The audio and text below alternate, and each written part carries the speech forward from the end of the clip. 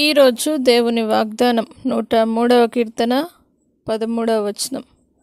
తండ్రి తన కుమారుని ఎడల జాలిపడినట్లు యెహోవా తన యందు భయభక్తులు గల వారి ఎడల జాలిపడును. నా ప్రియ సహోదరులారా, తండ్రి తన కుమారుని ఎడల ఏ రీతిగా అయితే జాలిపడతాడో, తన కుమారుని బాగోగులు ఏ రీతిగా అయితే చూసుకుంటాడో, నా తండ్రి, నా పరలోకపు తండ్రి ఈరోజు మీ ప్రతి అవసరతలను తీర్చడానికి ఆయన జాలితో మీ ఎదుటకు వస్తున్నాడు. కాబట్టి ధైర్యం వహించండి.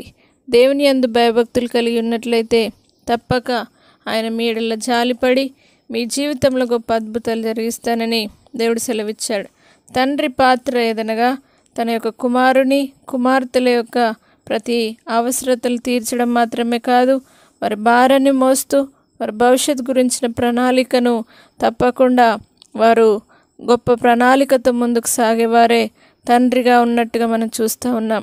అదే మన పరలోకపు తండ్రి కూడా మనల్ని తప్పకుండా చూసి మన ఎడల జాలిపడి మీకున్న ప్రతి అవసరతలను తీర్చి ప్రతి బాధల నుండి విడిపించి అద్భుతం జరిగిస్తాడు. కాబట్టి ఈరోజే ఆయన యందు భయభక్తులు కలిగి ఆయనలో మీరు జీవించండి.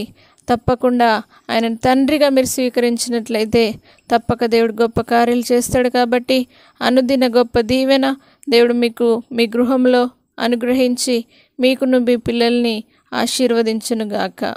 ప్రార్థన. పరిశుద్ధుడా, నమ్మదగిన దేవా, ఈ యొక్క నీ వాగ్దానమును బట్టి నీకు వందనాలు.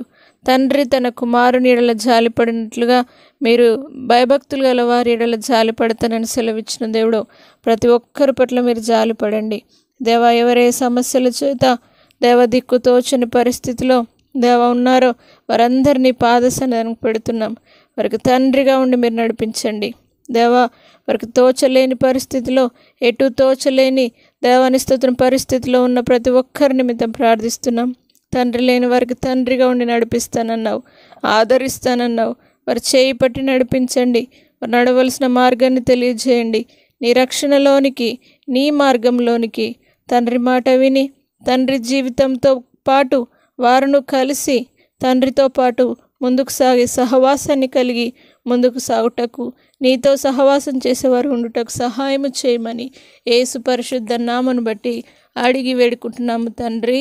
ఆమేన్.